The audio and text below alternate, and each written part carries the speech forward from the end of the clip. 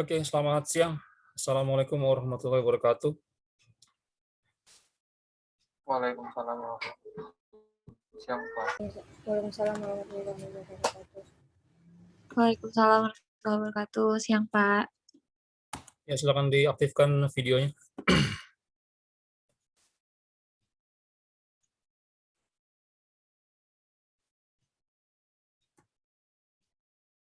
Ya, oke. Hari ini adalah siang ini adalah mata kuliah interpreting, ya. Interpreting. Discourse, Pak. Oh, discourse, analysis. Sorry, Discourse analysis. lupa mulu saya. Discourse analysis, ya. Jadi sesuai yang sesuai dengan agenda kita minggu lalu, hari ini kita akan membahas tentang cooperative principle and relevance theory, gitu ya. Cooperative principle nanti akan merujuk pada teorinya Maxims, teori Maxims dari Grice, ya, Grecian Maxims, gitu ya. Lalu nanti bagaimana teori relevansi akan mengcounter teorinya Grice tentang Maxims, gitu ya. Oke, sebentar.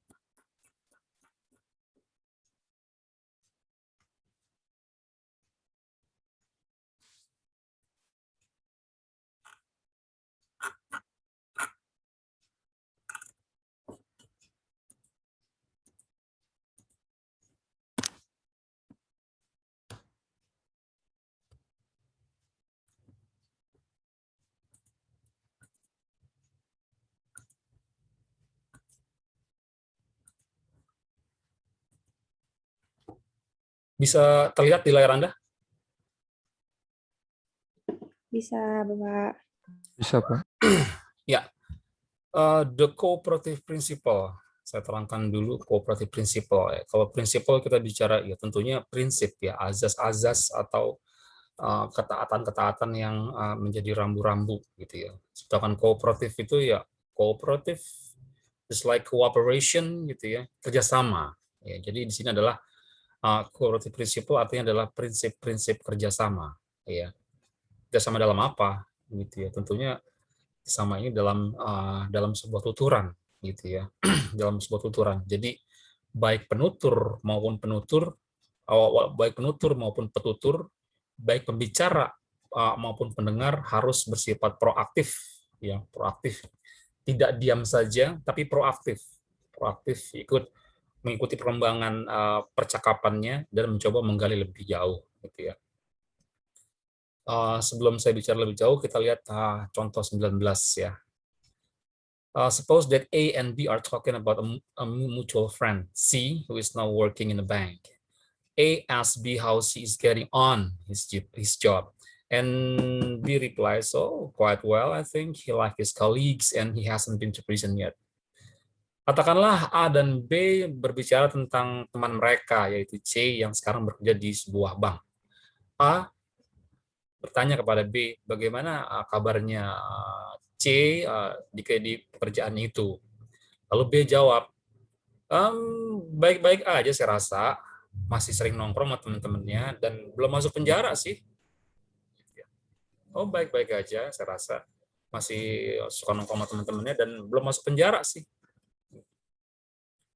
Kira-kira apa yang Anda dapat dari apa yang B ucapkan ini tentang C? Apa yang Anda dapat? Kira-kira Anda menanggapi sebagai apa?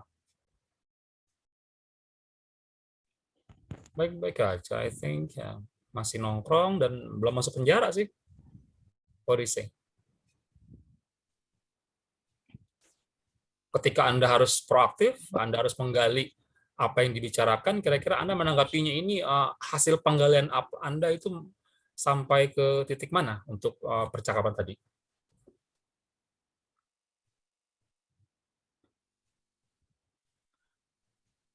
or I will make it simple ya. I'll make it simple. Kira-kira B itu ngomongnya sesuatu yang positif atau negatif tentang C ini?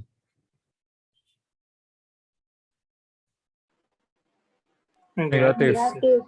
Dari mana Anda tahu negatifnya? Belum He masuk hasn't penjara been to sih. prison. Penjara. Prison Penjara. itu kan. Penjara.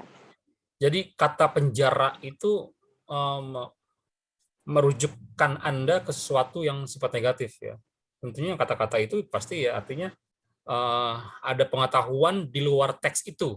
Gitu ya. Kalau kita bilang penjara, pasti kita tahu penjara seperti apa. Itu ada pengetahuan di luar teks yang tampil. Gitu ya. Kalau saya bilang penjara, tentu tadi Anda bilang nggak ada yang bilang positif, bilang negatif semuanya. Penjara, penjara, penjara, penjara, negatif. Gitu ya. Kalau saya bilang, katakanlah, saya bilang kampus, lalu musola, lalu gereja, lalu wihara, itu positif atau negatif? Positif. Positif. Ya, positif. Jadi kata-kata yang seperti itu, adalah kata-kata atau rambu-rambu yang perlu Anda gali dalam pembicaraan. Gitu ya. Jadi Anda nggak hanya diam saja, tapi proaktif. Inilah yang disebut dengan cooperative principle. Ya. Anda tidak hanya mendengar, tapi berusaha memahami. Gitu ya. Yang mendengar atau petuturnya berusaha untuk memahami, gitu ya. Dan si penuturnya atau pembicaranya berusaha untuk mudah dipahami. Gitu ya. Jadi harus ada, jangan hanya mengerti saja, tapi juga berusaha untuk bisa dimengerti. Gitu ya. Anda mengerti tapi sukar untuk dimengerti, itu percuma dalam percakapannya. Kenapa harus ada take and give seperti itu dalam percakapan? Karena pada dasarnya dalam sebuah percakapan ada informasi yang dibutuhkan, gitu ya. Ada informasi yang disampaikan atau ada informasi yang diminta, gitu ya. Jadi informasi ini atau pesannya ini harus sampai ya di kedua belah pihak, gitu ya, seperti itu. Jadi ini yang dikatakan adalah cooperative principle, gitu ya.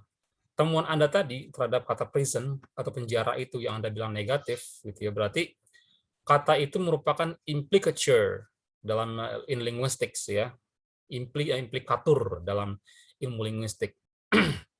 Kalau dalam ilmu biasa sih implikatur itu adalah bahasanya bukan implikatur tapi implikasi ya. Dalam kedokteran pun dibilang implikasinya gitu ya, seperti itu. Atau bahasa awamnya adalah petunjuknya, arahnya kemana gitu ya. Petunjuknya, arahnya kemana seperti itu ya. Itu kata kuncinya seperti itu. Jadi cooperative principle itu ya, Anda harus, intinya adalah Anda harus proaktif menggali, berusaha untuk memahami sebuah tuturan yang sedang berjalan gitu ya. Tidak hanya dari teks yang muncul, tapi juga tentunya hal-hal lain di luar teks ya, seperti itu. Nah, jadi itu yang prison itu menurut Grice itu adalah sebuah implicature atau petunjuk bagi petutur khususnya ya, seperti itu.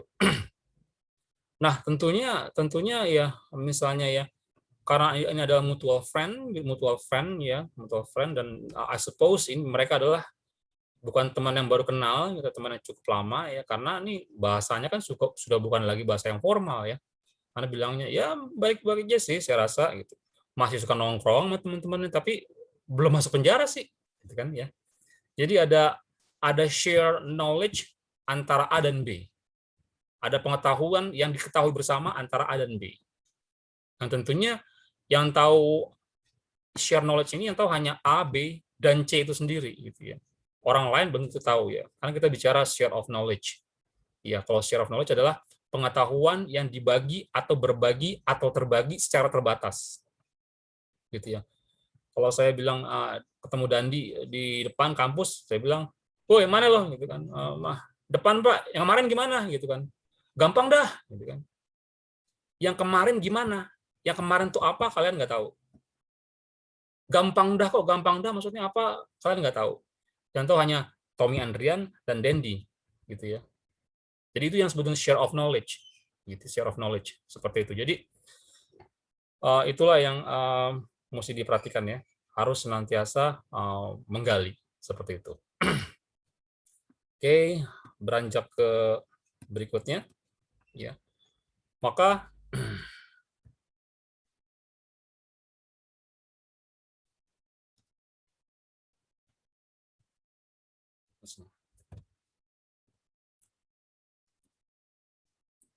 Ya, tadi ya implicature. Maka Grice bilang di nomor 20 ini, cooperative principle. Prinsipnya adalah make your conversational contribution, gitu ya, such as is required. Jadi kontribusi dalam percakapan itu atau pesan yang disampaikan dalam percakapan itu sesuai yang dibutuhkan saja, as is required, yang dibutuhkan saja, at the stage at which it occurs, ya, pada tempatnya, pada konteksnya, ya, stage, tempat, maksudnya panggungnya di mana gitu loh, tempatnya di mana gitu ya, by the accepted purpose or direction, ya, by the accepted purpose or direction, dengan niatan yang berterima atau arahan yang berterima, gitu ya. Jadi of the speech exchange in which you are engaged, ya, dalam sebuah tuturan, ya, tuturan atau percakapan di mana Anda terlibat. Maksudnya purpose, accepted purpose itu tujuan yang berterima atau arahan yang berterima, arahan yang dipahami. Maksudnya ketika tadi A dan B gitu bilang, A dan B bilang ke A, ya, C baik-baik aja sih, masih nongkrong sama teman-temannya dan belum masuk penjara, gitu ya. Artinya kenapa kok bilang ke penjara? Ini A pasti paham, ya, A pasti paham. Karena panggung A dan B itu udah panggung tersendiri, ya, panggung sendiri, artinya teman lama seperti itu, gitu, yang tahu C seperti apa, gitu ya. Dan kalau kita memberikan clue itu tadi ya dengan prison, gitu ya, dengan prison itu pasti katakanlah si B itu memberikan kata prison itu berlaku untuk A saja, ya, karena A pasti mengerti, gitu ya. Jadi itulah tujuannya yang berterima, yang mudah dipahami, gitu ya. Maksudnya seperti itu. Jangan kita memberikan suatu petunjuk atau apapun itu dalam percakapan kita yang orang nggak tahu, yang orang kurang paham, gitu, yang orang kurang paham, ya. Jadi jangan sampai itu terjadi. Jadi sesuai kebutuhan saja, Anda lihat orangnya siapa, lawan bicara Anda, dan di mana tempatnya, ya, di mana panggungnya, itu Anda bicara seperti itu, gitu ya. Itulah artinya cooperative principle seperti itu. Dan masing-masing dua-duanya ya harus, baik penutur atau petutur, harus berusaha mengerti dan mudah dimengerti, gitu ya. Yang ngomong harus berusaha omongannya itu mudah dimengerti, ya. Yang mendengar harus berusaha mengerti, gitu ya. Jadi harus ada negosiasi makna di situ ya, terus sampai maknanya atau pesannya sampai, gitu ya. Nah, saat dibilang udahlah sesuai kebutuhan aja ngomongnya, gitu ya, maka Grice itu mengatakan agar tuturan itu berjalan baik, pesannya sampai dengan baik, maka Grice memformulasikan sebuah teori yang disebut dengan maxims, ya, maxim. Jadi tuturan tadi akan berterima baik pesannya, gitu ya, apabila maxims ini dipenuhi, ya, ditaati, ya. Jadi kalau misalnya ditaati berarti itu berhasil, tapi kalau misalnya dilanggar berarti itu tidak berhasil, gitu ya, kata Grice seperti itu. Nah, Grice itu memformulasikan maxims atau maxim, ya, dalam bahasa Indonesia ada juga yang bilang dengan bidal, sama juga tuh bidal artinya maxim, ya, dalam bahasa Indonesia. Betulnya sih kalau terjemahan baiknya adalah bidal, gitu, tapi orang Indonesia kan senangnya meminjam, ya, jadi dari maxims menjadi maxim dalam bahasa Indonesia. Oke. Yang pertama ini adalah kita bahas tentang maxims of quantity. Kalau quantity itu bicara jumlah, ya, bicara kuantitas jumlah berarti kan, kuantitas. Ya, poin pertama pada maxim quantity dikatakan make your contribution as informative as required for the current purposes of the exchange, ya. Jadi kontribusi, masukan, ya, masukan atau pesan Anda harus informatif tapi sesuai kebutuhan saja, gitu ya. Apa yang disampaikan sesuai kebutuhan saja. For the current purposes of the exchange. Hati-hati ya, bacanya jangan salah nih. Sering banyak current, misalnya pelajaran apa lu? Current issue. Mana ada current issue, ya? It's current issue, gitu ya. purposes salah, purposes ya, bukan purposes ya. Ada jadi itu kalau Arab bilangnya nahu sorofnya harus benar gitu ya. For the current purposes of the exchange ya. Lalu yang kedua, do not make your contribution more informative than is required. Jadi ini nomor 2 ini menegaskan nomor 1 bahwa jangan sekalipun Anda memberikan informasi yang benar ya, tapi berlebih dari yang dibutuhkan, itu juga nggak diperkenankan gitu ya, perkenankan. Jadi kalau misalnya saya butuh lilin 2, Anda nggak diperkenankan memberikan saya 1 lilin, nggak cukup gitu ya. Dan Anda pun juga nggak diperkenankan memberikan saya lilin itu 3 atau 4, karena itu berlebih. Saya butuh 2, gitu ya, butuh 2. Sekarang jadi ini kita dari maximum quantity-nya ya, kuantitinya pahami ini, taati ya, taati. Nah, taati.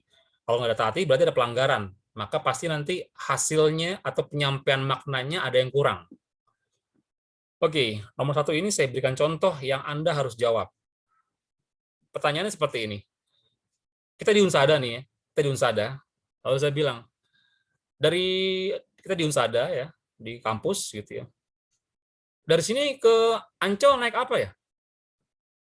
Dari sini ke Ancol naik apa ya? Tolong jawab. Naik kereta bisa. 1, itu dari Kinia. Ada lagi? Naik Transjakarta bisa. Transjakarta. Oke, ada lagi? Gokar. Apa? Apa tadi? Yang ketiga? Gokar. Gokar. Oke. Pesan Gokar. Gokar. Grabcar. Ya. Opsinya adalah tadi ada 3 ya. Kereta, ya kan? Transjakarta, lalu Gokar. Kita lihat dari jawaban pertama. Dari pertanyaan saya yang mengatakan dari sini maksud Unsada ke Ancol naik apa ya? Naik apa ya?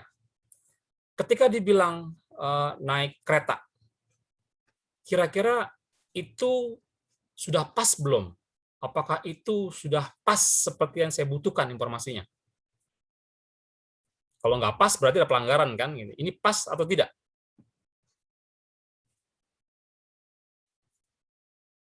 Pas. Pas. Kenapa pas? Karena yang ditanyakan naik apa? Naik kendaraan apa? Kendaraan Jawabannya apa? naik kereta. Naik kereta gitu ya? Iya. Naik kereta. Kira-kira stasiun kereta di mana? Stasiun kereta di mana? Dari Unsada di Buaran. Di Buaran. Iya. Berarti Anda tidak menyampaikan informasi dari Unsada ke stasiun keretanya pakai apa? Berarti ini kurang atau lebih atau pas? Kurang sih. Kurang. Ya. Kurang. Berarti ini belum informatif. Gitu ya. Informatif, cuman belum pas. Ya, saya mintanya 2, jangan kasih 1, jangan kasih 4, jangan kasih 5, 2 aja udah cukup. Gitu ya. Lalu kalau dibilang naik Transjakarta, pas atau belum? Belum. Belum ya. Haltenya lumayan jauh tuh. Ya. So, saya bahkan secara pribadi ini halte yang terdekat dari Unsada mana ya? Iya kan? Iya. Kan you're not telling me to go on foot kan dari Unsada ke Transjakartanya kan? Ini juga sama, artinya ada yang kurang seperti informasi pertama, gitu ya. Lalu kalau misalnya tadi yang terakhir adalah naik Gokar ya, naik Grab gitu ya, katakanlah ya, Grab atau Gokar atau kira-kira itu pas atau enggak?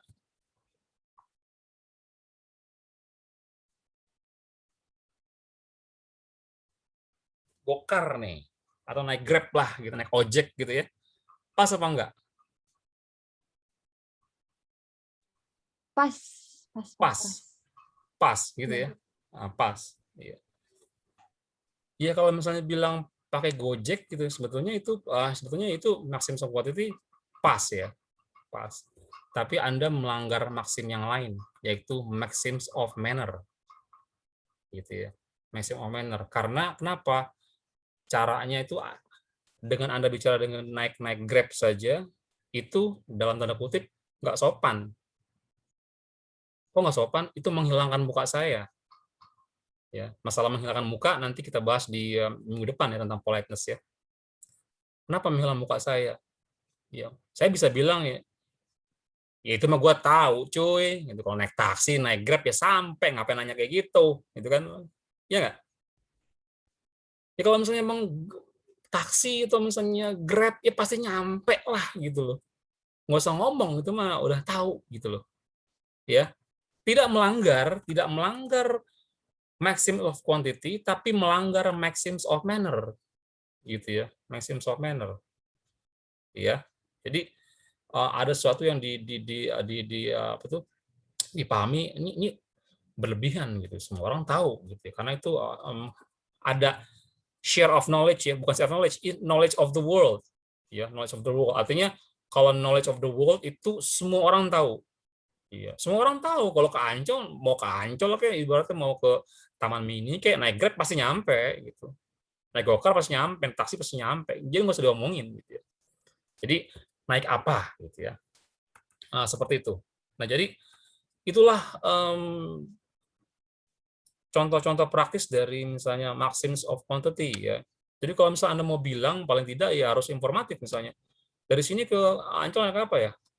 Dari depan ini Pak, dari depan naik ke 31 ke Kampung Melayu. Nanti dari Kampung Melayu ada yang langsung ke Ancol. Selesai. Ya kan? Depan gitu ya. Nah, ini depan mana gitu kan. Jangan ditanya depan mana. Karena dibilang depan itu pasti ada cooperative principle yang harus pahami bahwa ini adalah depan kampus, ya kan? Kalau misalnya dibilang depan kampus yang mana? Ya jangan tanya lagi karena ini sudah merupakan share of knowledge antara Anda dan saya. Bahwa depannya kampus ada di situ, ya. Ada di bagian mana tuh? Bagian selatan gitu ya. Seperti itu. Jadi itu yang mesti dipahami. Yang penting-penting saja, ya. Jadi jangan berlebih juga, gitu ya. Jadi kalau misalnya, iya Pak dari sini ini aja Pak, dari sini naik, katakanlah sebetulnya benar, gitu, cuman lebih gitu. Misalnya dari sini naik itu aja Pak, naik Mikolet 31 gitu kan. Cuman kalau naik 31 Mikolet di depan aja Pak, kalau di belakang gerah, gitu kan. Ntar dari 31 tuh Melayu baru naik itu naik Transjakarta gitu kan, Jakarta. Transjakarta cuman ya itu Pak, kalau Transjakartanya kalau dari Ancol tuh ngetemnya lama gitu kan. Enak sih Pak bisa ngerokok dulu gitu kan.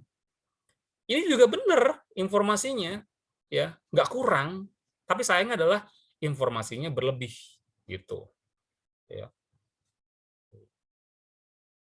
Seperti itu ya. Jadi itu kayak gitu. Nah, itu yang Anda mesti perhatikan ya. Berikan yang pas, jangan kurang, jangan lebih gitu ya. Oke, yang berikutnya adalah maxims of quality. Maximum of quality gitu ya. Maximum of quality. Maximum of quality itu artinya ini bicara kualitas gitu ya. Kualitas dikatakan try to make your contribution one that is true. Informasinya harus benar, pesannya harus benar gitu ya. Kebenaran itu datang dari mana? Dari fakta dan data. Ya kan? Keterangan itu dari fakta dan data gitu ya. Ya, fakta dan data gitu ya. Kalau saya tanya misalnya katakan maxims itu ada berapa sih? Saya bilang kalau Grecian maxims itu ada 4. Quantity, quality, relevance, and manner. Nah, itu sudah artinya memenuhi maximum of quantity karena itu yang dibutuhkan gitu ya. Lalu maximum quality karena saya berdasarkan fakta dan data ya bahwa ada 4 menurut siapa? Menurut Grice gitu ya. Jadi nggak kurang nggak lebih. Lalu saya tanya yang berhubungan dengan maxims of quality dan tentunya juga akan menyinggung maksim sebelumnya, maksimum quantity. Pertanyaannya adalah ketika saya tanya, misalnya kita di kampus ya, dari kampus jam segini nih, jam-jam istirahat makan siang gitu ya, jam segini kita di kampus. Saya nanya, Pak Agus di mana ya? Jawab. Pak Agustinus di mana ya?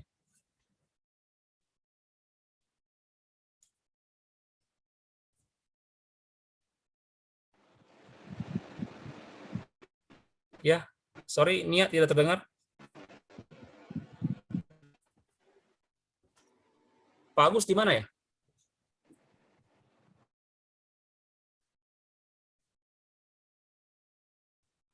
Lagi istirahat di ruang jurusan. Jurusan. Nah, Iya. lagi istirahat di ruang jurusan. Gitu ya. Kalau saya tanya, "Tahu dari mana lu? Pak Agus lagi istirahat."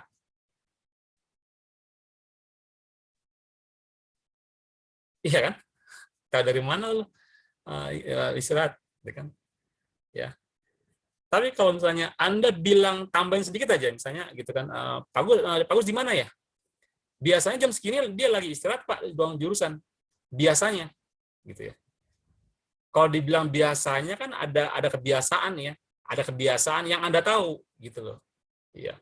Seandainya Anda bilang biasanya sih Pak Agus jam segini lagi di jurusan, gitu ya.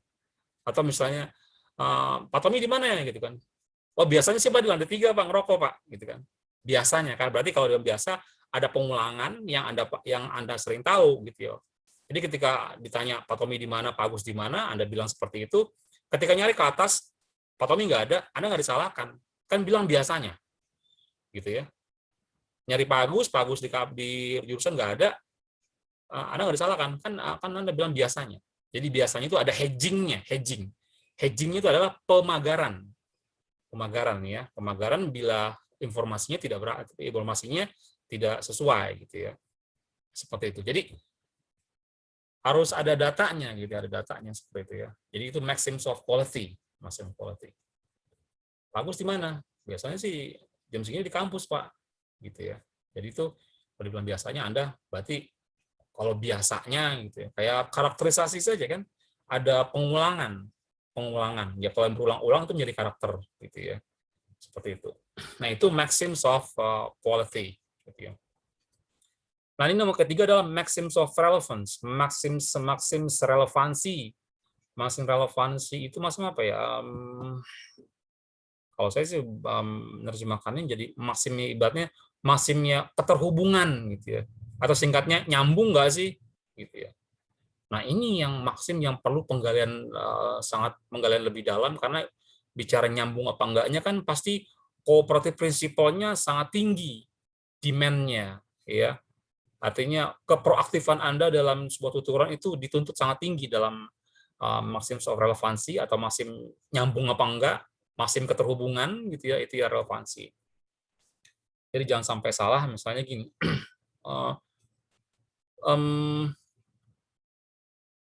Oke. Ya misalnya katakanlah SIM Anda habis ya. SIM Anda habis. SIM Anda habis ya.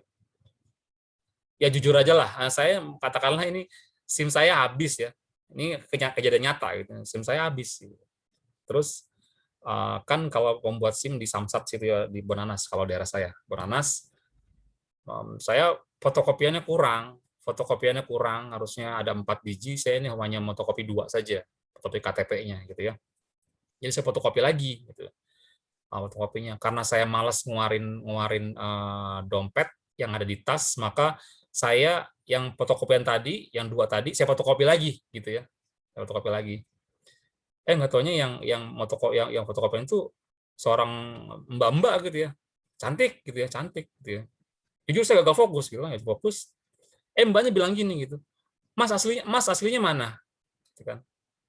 Karena saya gagal fokus gitu, Mas aslinya mana? Saya bilang, saya aslinya Kebumen, Mbak, gitu kan. Sih Mas, maksudnya KTP aslinya mana? Kan saya malu ya gitu kan. Bilang anjir gitu kan. Jadi itu nggak nyambung gitu, nggak nyambung ya. Artinya apa? Ada kesalahan di sayanya nggak proaktif gitu. Bukannya fokus terhadap artinya transaksi fotokopi, ini saya malah parak lirik kan gitu. Jadi artinya itu saya dianggap tidak proaktif ya. Makanya itu maksimal terjadi seperti itu. Yang artinya apa? Ya saya yang kehilangan muka gitu ya. Fotokopi KTP, fotokopian saya fotokopi gitu kan. Ditanya, "Mas aslinya mana?" Saya jawab, saya pikir dia nanya saya orang apa gitu kan. Saya aslinya Kebumen, Mbak gitu kan. Yes, Mas, orang saya nanya KTP-nya yang asli mana gitu kan. Oh iya ya maaf gitu kan. Itu teringat sampai sekarang gitu. Maximum of relevance ya. Jadi nah, kalau misalnya itu jelas memang kesalahannya pada personanya ya, artinya pada petutur, pada saya yang dengar gitu ya. Jadi harus dua-duanya proaktif ya.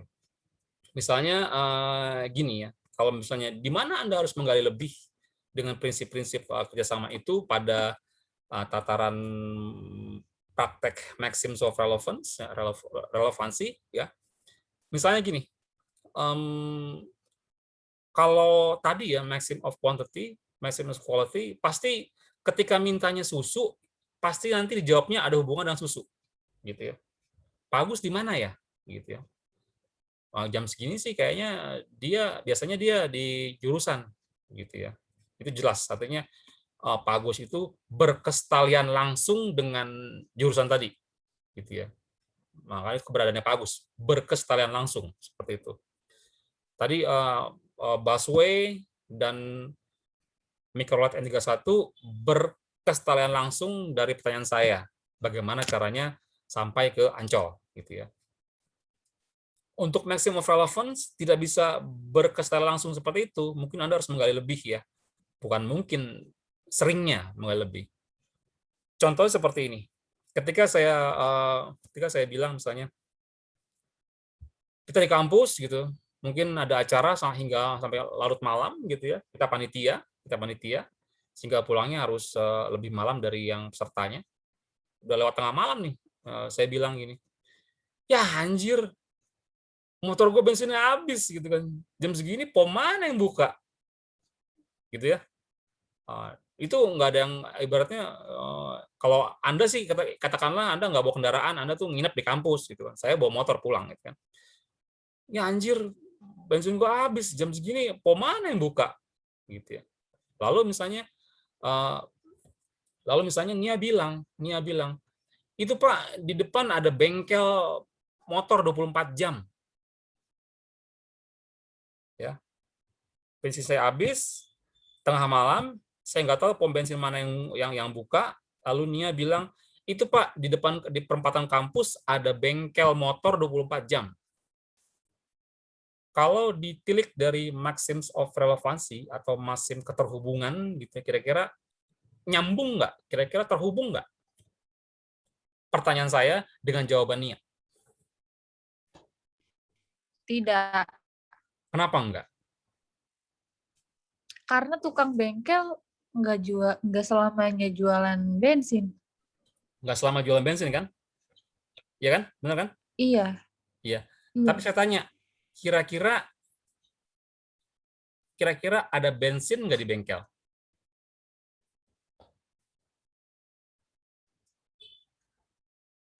Sebagian ada yang jual, sebagian nggak ada yang jual. Saya nggak bilang jual, tapi di bengkel itu kira-kira ada bensin nggak? Ada sih. Ada ya. Artinya gini ya, Nia itu nggak jawab, dia menjawab tidak secara langsung bahwa mengatakan dia ingin mengatakan bahwa memang Pak, malam-malam gini setahu saya nggak ada pom bensin yang buka, kira-kira gitu ya. Tapi itu langsung di skip aja, dia langsung aja karena ini darurat, dia bilang gini, itu Pak di perempatan kampus ada bengkel motor 24 jam. Asumsi Nia adalah di mana ada bengkel pasti ada bensin gitu ya. Kenapa begitu? Ya kan pasti bengkel motor kan entah dia bersihin karburator atau bersihin kunci-kunci atau misalnya murbaut itu pasti menggunakan bensin kan, gitu ya. Karena darurat, walaupun bensin itu nggak dijual, mungkin itu bisa juga menjadi jawaban untuk bensin saya yang habis gitu. Paham ya? Jadi gali, nggak langsung terhubungan secara langsung, enggak gitu ya. Secara langsung enggak gitu ya. Seperti itu. Pak, tapi gimana kalau antara si A dan si B ini nggak share knowledge yang sama? Jadi pas si B bilang di depan ada bengkel tuh, terus si A-nya malah jawab, lu gak nyambung banget sih, gue kan nanyanya pom bensin bukan bengkel gitu. Itu apakah melanggar maxim of relevance? Oke, good question gitu ya. Nah, jadi saat kita bilang tentang cooperative principle itu, tadi kan kita bicara stage, ya, stage konteksnya di mana, tempatnya di mana Anda bicara itu, dan kepada who-nya, kepada siapa kita berbicara, gitu ya. Dan jadi apapun informasi yang saya berikan di situ, oke ya, Anda yakin bahwa pendengarnya itu, pendengar omongan Anda itu, yang Anda tanyakan itu, ya, atau yang teman lawan bicara itu paham, gitu ya. Jadi karena kita memang orang Unsada, tahu loh ya kalau dibilang di perempatan Unsada, perempatan yang mana, udah pasti tahu, gitu kan. Ada bengkel tuh pasti tahu, gitu. Anda tidak akan memberikan informasi yang tidak dipahami oleh lawan bicara Anda, gitu ya. Karena dengan adanya cooperative principle, semua data dalam tuturan itu menjadi terukur, ya. Kecuali emang orangnya lemot, orangnya blow on gitu ya. Kalau pintar kan relatif ya, pintar relatif. Kalau blow on kan mutlak gitu. Ya jadi, nah kalau orang blow on atau misalnya katakanlah orang gila kan nggak kena pasal, cuy, gitu ya, nggak masuk ke dalam. Ya emang ya oke kayak Wan Sehan gitu, wali majdub gitu kan. Emang dia wajib sholat? Ya enggak, ya ngeblong aja. Udah dimaafkan sama Allah gitu. Cuman lu pengikut Wan Sehan jangan nggak sholat. Nyangsrang lu gitu kan. Jadi gitu ya. Artinya kita tahu itu. Ya. Lalu misalnya ya. Contoh lagi nih ya. Contoh lagi misalnya katakanlah ya misalnya halo? Ya. Ada pertanyaan? Silakan.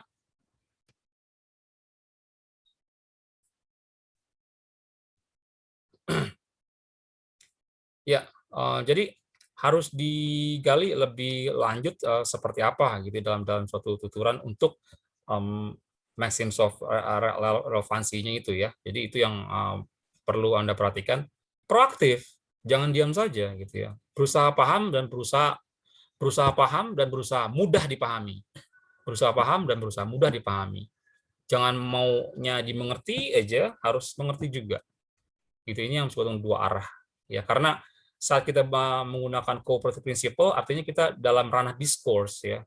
Kembali ke awal, saat kita berbicara tentang discourse analysis, maka kita sudah dewasa atau diasumsikan atau diposisikan sebagai orang dewasa.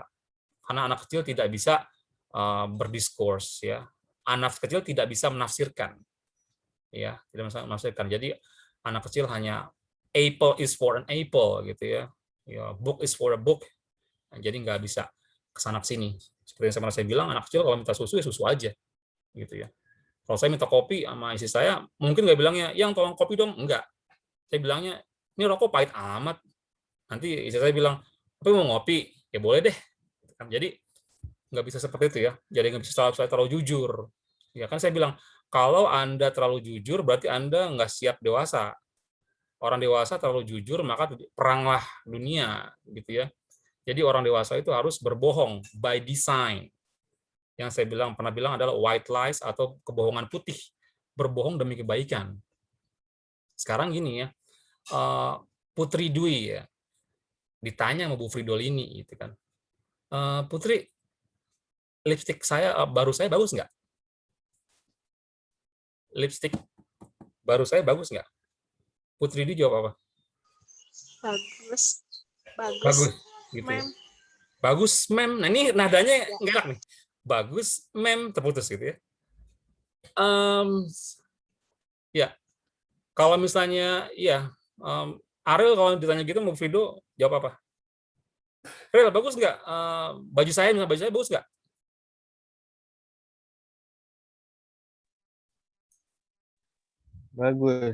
Bagus, oke. Bagusnya oke. Jadi seandainya itu lipstiknya pun jelek, kayak lipstiknya badut, gitu ya. Atau misalnya bajunya itu jelek, ya bajunya kayak penyanyi dangdut katakanlah, lalu dari kampung gitu ya.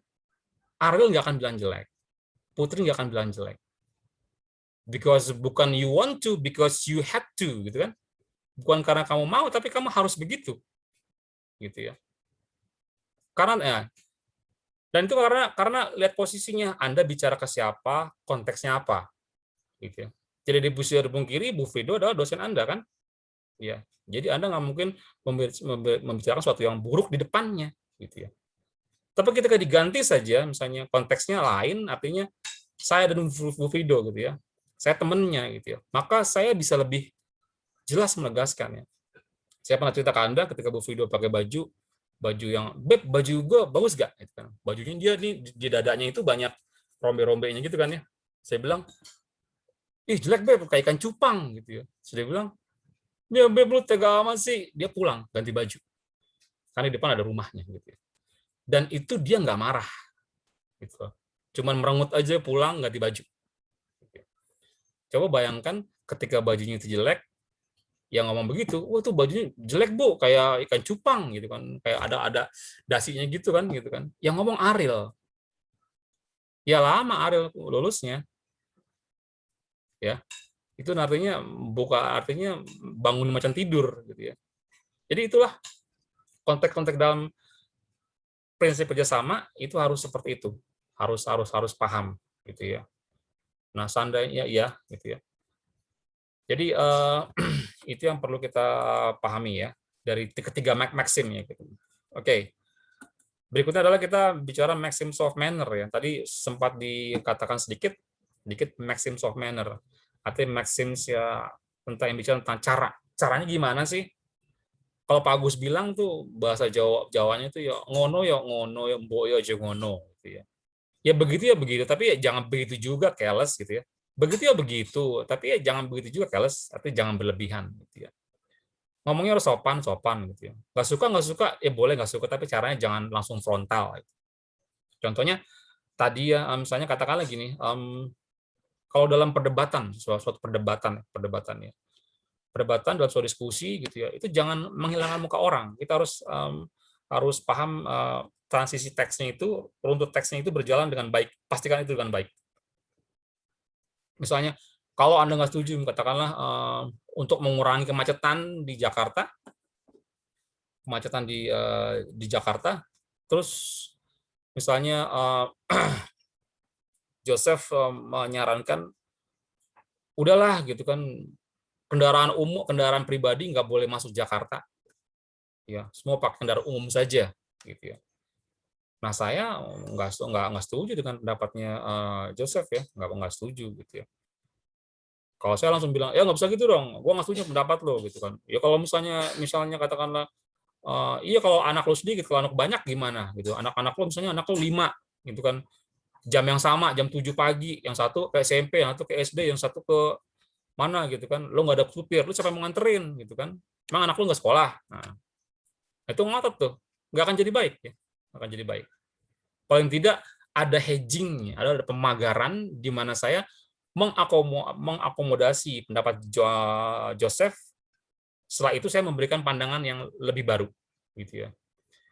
Jadi saya instead, ya tadi atau saya lakukan dengan gini, tanpa kalau tadi kan jelas menghilangkan muka orang lain ya, saya menghilangkan muka Joseph gitu ya. Saya sangat frontal, nggak setuju. Ya gue setuju kalau misalnya kayak gitu kan, memang pasti mengurangi macet itu pasti gitu, karena sekian juta apa tuh kendaraan pribadi masuk ke Jakarta tiap hari gitu dari Jabodetabek ya. Itu pasti mengurangi. Tapi kalau ngantar anak gimana ya? Anak gue 5 cuy. Beda-beda lagi, satu SD, satu TK, satu SMP, satu SMA gitu kan. Seperti itu gitu. SMA ada yang artinya seperti itu. Berangkat pagi semua gitu. Kalau supir gue nggak jalan, ntar siapa yang nganterin gitu kan. Nah kayak gitu. Jadi mengakomodasi dulu. Dan rambu-rambunya adalah saat diskusi itu Anda nggak bisa bilang, katakanlah misalnya, pokoknya gini aja deh. Kalau udah pokoknya, nggak ada pendapat lain. Kalau dibilang pokoknya, ya lu doang cuy. Gitu kan. Pendapat doang gitu ya. Seringkali kan kalau misalnya kita berdebat tentang agama ya, tentang agama. Bukan antara agama Islam dengan Kristen, Kristen dengan Buddha, bukan. Bisa katakan Islam, antara orang Islam sendiri nih, gitu ya. Berdebat tentang mazhab lah segala macam. Kalau dibilang pokoknya, ya kalau ada pokoknya jangan dengerin deh. Gimana Anda bisa mendapat masukan yang lain kalau bilang pokoknya? Gitu ya. Seringnya saya juga mesti berdebat tentang agama Islam bersama orang Islam, gitu ya, artinya. Itu yang artinya tidak paham prinsip komunikasi seperti itu, akhirnya cuma bersungut-sungut doang, tidak memberikan masukan ya. Karena tipikal orang Indonesia orang Islam ya. Saya katakan orang Islam aja ya, karena saya orang Islam gitu ya. Orang Islam itu sukanya membicarakan agama, sukanya memperdebatkan agama, tapi tidak suka ibadah. Camkan baik-baik, cerna dulu ya. orang Islam itu, saya orang Islam, sukanya memperdebatkan agama, tapi tidak suka ibadah. Gitu ya. Nah, jadi gitu ya. Jadi harus dalam komunikasi itu tadi, cooperative principle. Ada kewajiban Anda untuk mengerti, ada kewajiban Anda untuk mudah dimengerti, ada kewajiban Anda untuk menjaga muka orang lain, jangan menyakiti muka orang lain, gitu ya. Karena semua itu pasti ada konsekuensinya. Gitu ya, ada konsekuensinya. Nanti kalau misalnya bagaimana kita menjaga muka, bagaimana kita tidak menyerang muka orang lain, itu kita akan dibahas di politeness, ya, politeness atau bahasa minggu depan ya tentang kesantunan. Nah, di bahasa minggu depan itu tentang politeness atau kesantunan, buku yang saya berikan ini yang tadi itu adalah dibahas sangat terbatas tentang politenessnya. Jadi Anda boleh merujuk pada sumber-sumber yang lain yang berhubungan dengan misalnya positive face gimana, negative face gimana, ya positive politeness gimana, seperti itu ya. Nah, oke, dalam maxims itu Anda perhatikan deh, semua skripsi yang berbicara tentang maksim di Unsada itu pasti 99% itu mengadopsi tentang pelanggaran maksim. Ya, pasti 0% membahas tentang pelanggaran maksim. Artinya kalau tidak terpenuhi berarti ini melanggar maksim. Berarti ada potensi tuturan itu tidak berjalan dengan baik. Pesannya tidak tersampaikan dengan baik. Gitu, tidak tersampaikan dengan sempurna. Gitu ya. Nah, pelanggaran itu ada dua ya. Ada yang disebut dengan violating maxim, ada yang bilang dengan flouting maxims. Ya, flouting maupun violating sama-sama melanggar. Tapi kalau misalnya violating itu adalah melanggar mungkin dia nggak sadar, telah melanggar, gitu ya. Tapi kalau flouting itu dia melanggar, tapi melanggar by design. Melanggar yang didesain, melanggar yang direncanakan, melanggar yang disengaja. Gitu ya. Nah, kalau misalnya coba bayangkan kalau misalnya tadi ya, misalnya saya dari sini ke Ancol naik apa ya? Kalau yang jawab misalnya seseorang yang misalnya kata ini Nur Ismaya yang jawab gitu kan. Nur Ismaya ini memang pada dasarnya orangnya ceriwis gitu ya. Ceriwis. Udahlah deh sebutin misalnya. Dari sini naik ini Pak, naik Mikolat Pak gitu kan. Bapak kalau di Mikolat naik ke depan aja Pak, jangan belakang Pak, belakang gerah. Kadang-kadang suka banyak anak sekolah tuh peringatan bau gitu kan. Terus kalau misalnya ke itu di Transjakarta enak tuh Pak, ngetemnya lama jadi bisa ngerokok dulu kali Bapak gitu kan. Syukur-syukur duduk Pak, kalau diri resiko Pak banyak copet misalnya gitu. Nah itu dia melanggar maksim. Tapi itu disebut dengan melanggar dengan istilahnya adalah violating, ya, melanggar yang dia sendiri nggak sadar. Ya. Tapi kalau misalnya kita bilang flouting itu melanggar by design. Ya. Misalnya Ariel nanya gitu. Kita lagi ngobrol nih, ngumpul gitu ya. Kayak sambil ngerokok, ngobrol santai. Lalu Ariel muncul, kucuk-kucuk muncul ya ke tempat kita berbicara. Lalu dia nanya gini, Pak Tommy, mohon maaf Pak Tommy gitu kan. Saya mau nanya Pak, gitu kan. Nilai UTS saya kok jeblok ya Pak? Nilai UTS saya kok jeblok ya Pak? Gitu ya. Terus karena saya situ lagi ngobrol sama anak-anak, situ ada Dendi juga. Lalu saya bilang sama Dendi, lu udah makan lo, gitu kan? Kantin yuk, gitu kan? Gue lapar banget gue udah 3 hari nggak makan. Udah, Ariel saya tinggal. Gitu ya. Kira-kira itu gimana? Apakah saya melanggar maksim? Melanggar kan ya? Ada orang ngomong, ada orang tanya. Gitu ya. Ada orang ngomong, ada orang tanya. Boro-boro dijawab. Malah ngomongnya lain, seolah-olah nggak dengar. Pak, mohon maaf Pak, udah sopan banget Ariel ngomongnya. Pak, mohon maaf Pak, UTS saya kok nilai jeblok ya Pak. Lalu saya bilang, Dan, lu udah makan belum? Makan yuk kantin yuk. Lapar banget gue, 3 hari belum makan gue. Udah langsung saya pergi. Gitu ya. Jadi itu saya tuh ibaratnya ada share of knowledge ya antara saya dan Ariel yang kalian nggak tahu gitu ya. Atau saya melanggar maksim karena Ariel nanya nggak saya jawab gitu ya. Bahkan seolah saya nggak dengar gitu ya. Itu yang melanggar yang disebut dengan flouting atau melanggar yang disengaja. Ya. Karena saya tahu misalnya Ariel udah males ke blow on gitu ya. Protes mulu masalah nilai, saya capek jawabnya. Hingga pada titik itu saya udah 3 hari nggak makan gitu. Apa benar 3 hari nggak makan? Ya nggak benar, itu hanya desain saya saja. Ya, ada floating maxim, ada violating maxims gitu ya. Nah, tadi ya. Jadi kalau misalnya bicara itu lihat orangnya siapa dan lihat konteksnya apa gitu ya. Sekarang saya jawab tanya sama Dendi. Jawab ya. Lu udah makan, Den? Jawabnya apa?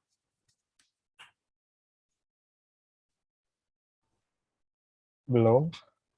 Belum. Oke, saya tanya lagi misalnya ke Ariel. Lu udah makan, Ariel?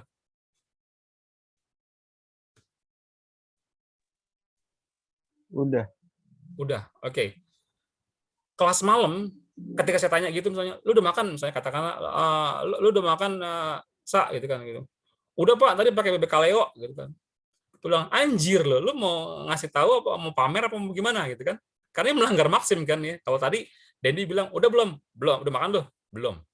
Ariel bilang udah, itu kan udah cukup ya, udah sesuai dengan maksim ya, seperti itu. Ini bilang udah Pak tadi Pak, pakai bebek kaleo. Nah ini lebih nih gitu kan, lebih. Ini melanggar maksim of quantity, dan ini berpotensi melanggar maksim of manner gitu ya. Karena mau ngapain lo mau pamer gitu kan ya, pasalnya gue juga pengen bebek, gue juga suka bebek gitu kan. Nah jadi itu bisa dimaknai seperti itu. Tapi tadi jawaban Dendi cukup pas, Ariel pas, anak malam nggak pas, lebay gitu ya. Tapi lihat dulu, kalau saya ngomongnya ditanya istri saya atau Anda ditanya pacar Anda gitu kan, misalnya Ariel ditanya sama pacarnya gitu, katakanlah Mas udah makan gitu, udah, nggak bilang gimana, udah, itu nggak jadi beres tuh ya. Itu kan menimbulkan implikatur yang lain buat pacarnya Ariel gitu ya. Kamu kenapa sih Mas gitu kan, kok ngomong singkat banget gitu, kamu marah sama aku, kamu lagi ada masalah di kantor, ada masalah di kampus, nah panjang gitu ya. Jadi ketika kita bermaksim pun harus terukur, bukan berarti ketika bilang misalnya lu udah makan loh gitu kan, kamu udah makan ya, misalnya udah tadi aku udah makan pakai dibeliin Bu Frido tuh, ditraktir Bu Vivin gitu kan, itu nggak melanggar maksim karena saya bicara dengan siapa, dengan istri saya gitu loh. Tapi kalau Ariel nanya ke saya, udah makan Pak? Belum. Udah cukup gitu ya. Ya kalau misalnya bilang udah tadi udah makan betul Bu Frido, menjadi melanggar maksim karena orang yang diajak bicara berbeda dan konteksnya berbeda ya. Jadi kalau Anda ingin membuat dalam suatu tuturan, dalam sebuah research misalnya skripsi, menggunakan maksim, monggo, tetapi pastikan itu berjalan seperti sesuai dengan konteksnya, seperti yang tadi saya contohkan, gitu ya. Oke, berikutnya setelah kita bicara teori maksim, ya, maka kita beranjak ke yang berikutnya.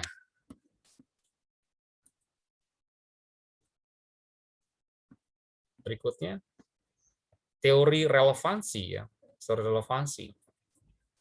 Jadi tadi kalau misalnya Grice bilang kalau mau pesannya tersampaikan dengan baik, kalau mau percakapannya berjalan dengan sangat baik bahkan sempurna, maka patuhi maksimnya. Keempat maksim tadi, quantity, quality, relevansi, dan manner. Ya, manner. Ya, seperti itu. Berarti kan jangan, kalau Anda nggak menepati atau Anda nggak mengikuti prinsip-prinsip maksim tadi, maka terjadi pelanggaran, gitu ya, pelanggaran di antara maksim, bisa pelanggaran 1 di antara 4, 2 di antara 4, 3 di antara 4, atau mungkin melanggar semuanya, bisa saja seperti itu ya. Tapi ini ada teori. Kalau bilang misalnya semua maksim bisa dilanggar, maka ada teori yang mengatakan apakah mungkin maksim relevansi itu dilanggar? Ya. Apakah mungkin maksim relevansi itu dilanggar? Kasih contoh nih, di contoh nih. Where's my box of chocolates? Where's my box of chocolates?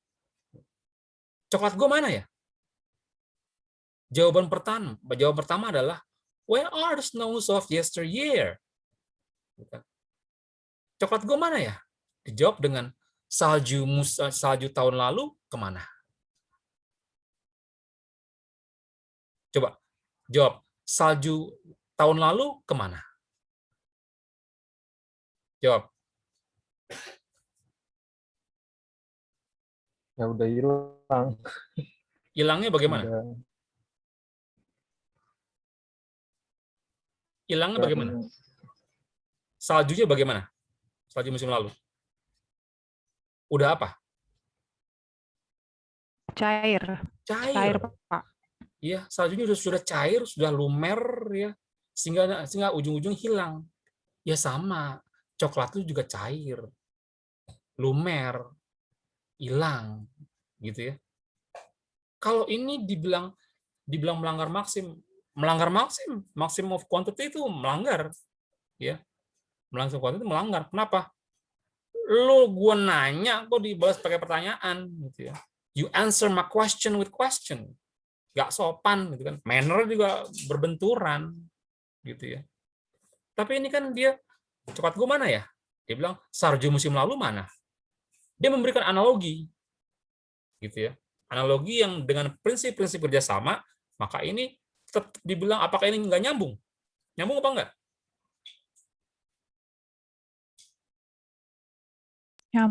Nyambung, ya, nyambung. Yesteryear, nah ini nih yang saya bilang ya. Yesteryear, kita tahunya yesterday kan gitu ya. Apakah Anda tahu ada yesteryear, yestermonth, yesterday, yestermonth, yesterweek gitu ya.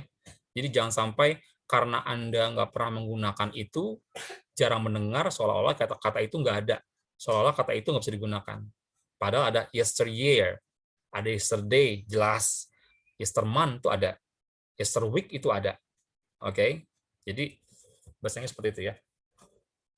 Coklat gue mana ya? Jawab lagi. I was feeling hungry.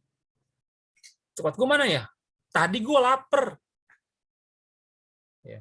Coklat gue mana ya? Tadi gue lapar. Maksudnya apa?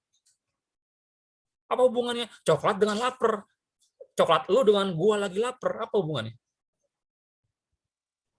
Udah dimakan. Iya kan? Dimakan oleh si A itu kan? Iya nggak? Jadi nggak bilang, coklat lu mana? Udah gue makan. Tapi dengan dihaluskan dengan cara, tadi gue lapar. Gitu ya. Kalau misalnya katakanlah, maksudnya ini kan ada negosiasi ya. Kalau misalnya bilangnya, coklat gue mana ya? Tadi gue makan. Lu kok makan aja sih? Tapi kalau Anda memberikan hedging atau pemagaran di mana Anda menarik simpati seseorang gitu ya, misalnya, tadi gue lapar. Oh ya deh kalau lapar, nggak jadi marah gitu kan? Ya. Berikutnya, coklat gue mana ya? Coklat gue mana ya? Sorry, mak gue manggil, mak gue nelpon gitu ya. Coklat gue mana ya? Sorry, kang ojek gue udah nungguin gitu ya. Ini kan I've got a train to catch ya, kira-kira gitulah ya. Ini kalau kereta sih ya kereta, gue harus ngejar kereta. Ya, bisa aja misalnya, sorry Grab gue udah nunggu. Coklat gue mana ya? Ntar dulu ya, mak gue lagi nelpon nih. Gitu kan. Kira-kira apa maksudnya? Maksudnya apa? Menghindari pertanyaan gitu masih Pak. Yes, escaping gitu ya. Jadi ini di nomor C ini I itu adalah victimnya, dia itu victimnya, dia pelakunya. Dia pelakunya, the doer, pelakunya, dia yang makan itu coklat. Cuman escaping-nya, yang di B, yang B itu I was feeling hungry, dia ngaku. Tapi mengemukakan alasan, tadi gue lapar, makanya gue makan tuh coklat. Ya. C ini nggak ngaku, dia makan tapi nggak ngaku, dia ngeles. Gitu ya. Sorry, gojek gue udah nunggu. Sorry, mak gue nelpon nih. Ngeles. Maknanya sama. Lalu yang D misalnya, coklat gue mana ya? Dia bilang, where's the diet seed? Bukan lu lagi diet. Ya. Misal Bu Frido nanya, Beb, coklat gue mana ya?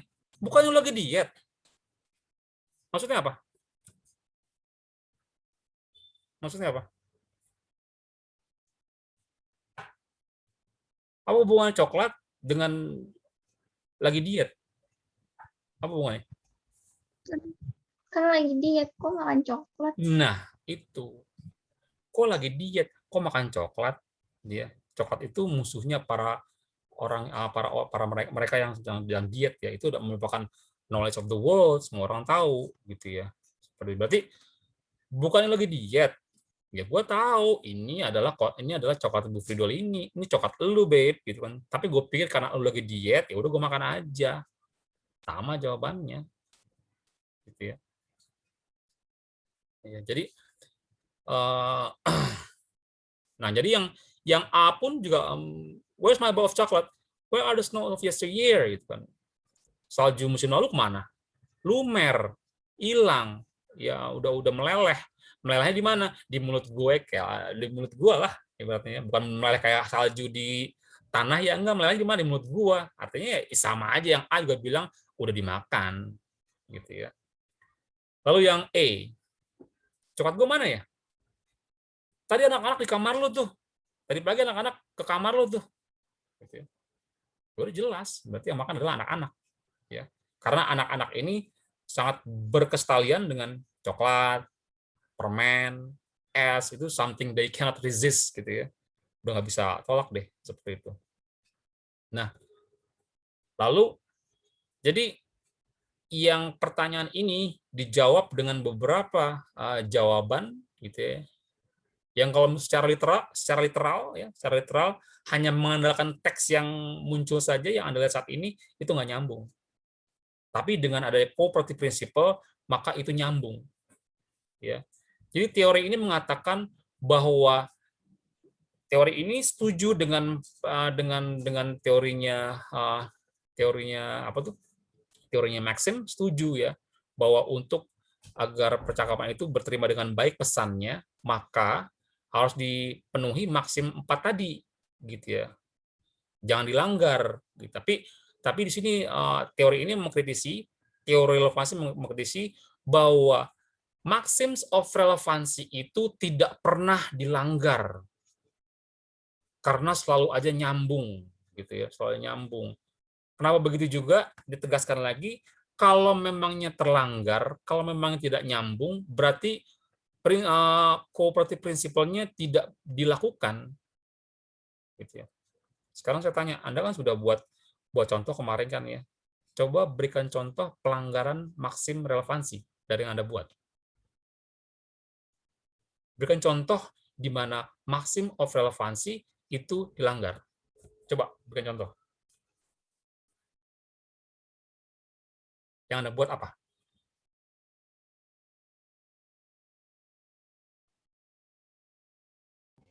Yang dilanggar, Mister. Iya. Maksim relevansi yang dilanggar. Contohnya. Oh.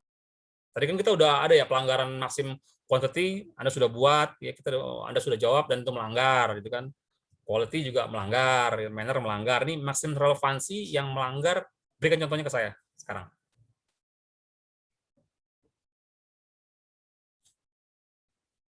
Jadi jangan sampai Anda menganggap ini, menurut saya ini ada pelanggaran maksim relevansi nih. Kita bahas dulu mana.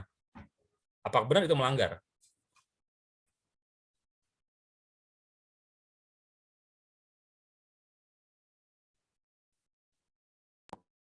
Kalau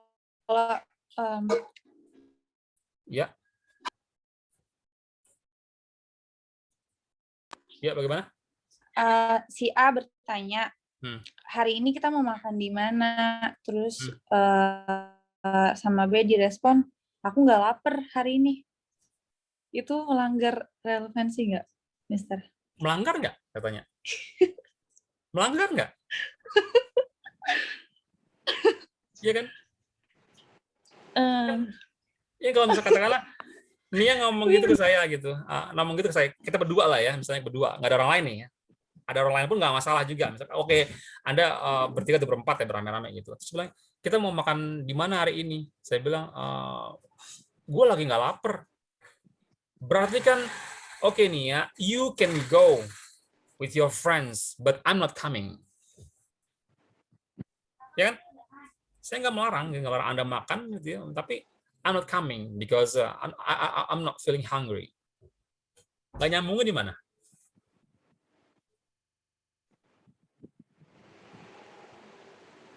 Iya kan? Nyambung. Nah itu. Oke, mana lagi? Berikan contoh di mana maksim relevansi dilanggar. Ya, silakan. Isa? Ada contohnya mungkin ya lagi di tongkrongan nih, terus si A nanya, aduh, kok pinjam duit lu dong gitu, 100. Nah si B jawab, gue pulang dulu ya ngantuk. Gitu. Padahal si A ngomong ke B gitu, tapi si B gue pulang dulu ya ngantuk. Iya kan? Di situ pembicaranya. Nah, itu artinya sekarang gini ya. Saya ngomong ke Isa gitu kan. Sa, ngomong dong, cepet aja, gitu kan. Kamu bilang nggak begitu, ya. Kira-kira Anda dengan Anda bilang begitu, saya nerima duit nggak 100.000 itu dari Anda? Enggak. Bisa terima, bisa Enggak. Kak. Bisa, tapi nih gue pulang dulu ya. Kan Isa Enggak ngasih. jangan Enggak kan gue ngindarin. Ya, Isa cuma bilang dong, ya, gue pulang dulu ya, gitu kan. Antuk gue. Gitu. Kirain malah belum dikasih duitnya. Iya kan? Kira-kira saya dapat duit nggak dari Isa? Dapat duit nggak? Enggak. Itu dia menolak dengan caranya, gitu. Nggak bilang terus terang, gitu. Karena memang kan saya bilang tadi ya, dalam diskurs itu yang terus terang itu adalah anak kecil, gitu loh. Iya. Sering kok kita begitu, kadang-kadang orang bertanya itu ingin pesan kita sampai tapi nggak ingin menyakitkan gitu ya. Bagus dari Isa begitu. Itu tuh termasuk frontal juga ya, pasti itu relevansinya berhasil tapi itu melanggar maxim of manner kan ya. Relevansinya berhasil, relevansinya itu tidak dilanggar tapi menyangkut of manner ya. Kadang-kadang suka-suka kalau dengar-dengar teman minjem duit, Anda pura-pura nggak denger gitu kan, mengalihkan ke yang lain, kan bisa juga gitu kan ya. Anda bikin flouting maxim tuh ya, melanggar dengan desain seperti itu. Jadi nggak ada yang dilanggar ya. Tadi Isa bilang itu malah melanggar maxim lain, melanggar maxim of manner.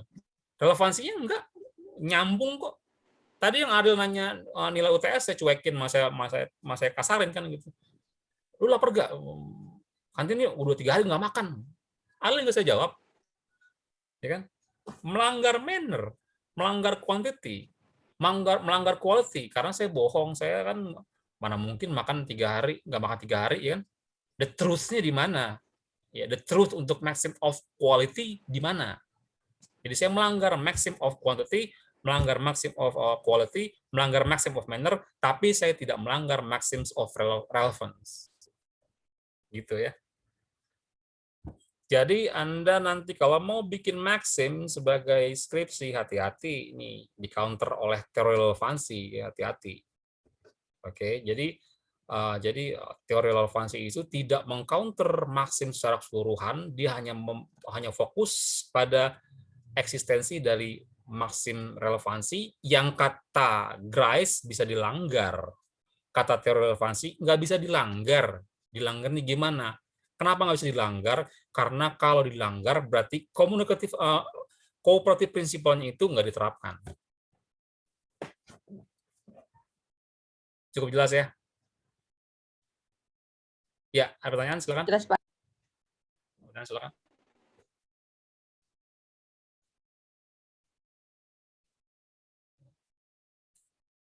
Pak, kalau orang yang seliter kurang setengah lebih itu gimana, Pak? Nah, iya tadi kalau iya kan ya? Contohnya?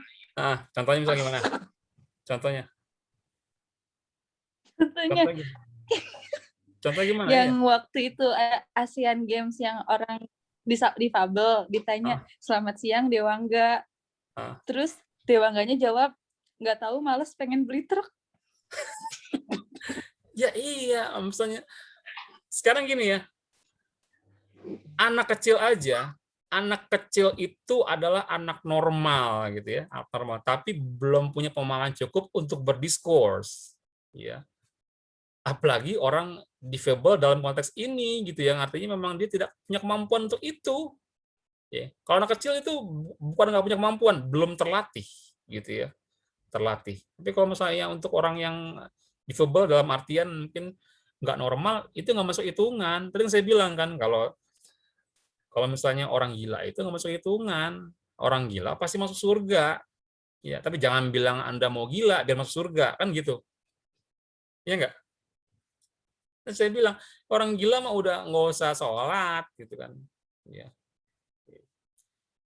Keluarga saya ada yang agak kurang ya, kurang karena memang dia dulu sempat mau diaborsi karena ibunya sakit, ternyata dia kuat janinnya gitu ya, artinya lahir dan tidak sempurna mentalnya gitu ya, mentalnya. Ya kalau umurnya udah sekitar 24 tahun, cuman perilakunya seperti anak 13 tahun gitu ya, dan itu sering dibully, sering ya saya nggak sengaja pun suka ketawa-ketawa gitu ya, atau saudara lain saya ketawa. Dan saya bilang gitu kan sering di musola saya bilang, nih dari sekian banyak orang yang di musola yang pasti masuk surga adalah dia. Saya, lu pada belum masuk surga, gitu kan? Ya kan kalau menurut Islam itu kan yang pasti masuk surga cuman yang tidak ada orang masuk surga pasti belum ada kan? Yang pasti cuma Rasulullah sama sahabatnya, gitu ya. Si Abdul Qadir aja nggak pasti masuk surga, gitu ya. Nabi Musa aja nggak pasti masuk surga. Quran yang bilang begitu. Jadi hanya Rasul, sahabat, dan orang gila. Karena dia nggak punya kewajiban untuk salat dalam Islam seperti itu. Jadi ya masuk hitungan orang gila yang nggak ada pasalnya gitu ya. Coba orang gila anti ledekin. Gila lu, nggak ngaku gila. Yang ada lu disambit, gitu. Ya, jadi seperti itu. Jadi ya kalau orang berdiskors pasti orang normal. Iya. Ya, karena kalau misalnya nggak normal, dia nggak akan bisa menafsirkan. Ya, jadi kalau orangnya ada cacatnya, gitu ya, bukan kita bilangin masalah cacat, tapi memang orang cacatnya, gitu ya, cacat pemikiran loh ya, bukan cacat masih mending cacat pendengaran, cacat pemikiran tuh mentally ill gitu susah, gitu ya. Oke? Ya, jadi jangan pilih gila, walaupun masuk surga. Ya, satu lagi silakan. Nia jangan ketawa mulu, ntar gila loh.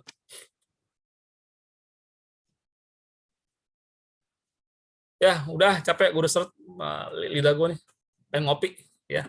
Terima kasih telah bergabung Zoom untuk kelas diskurs analisis pada siang ini. Ya, selamat siang. Assalamualaikum warahmatullahi wabarakatuh. Waalaikumsalam. Waalaikumsalam Terima kasih, Pak. warahmatullahi wabarakatuh.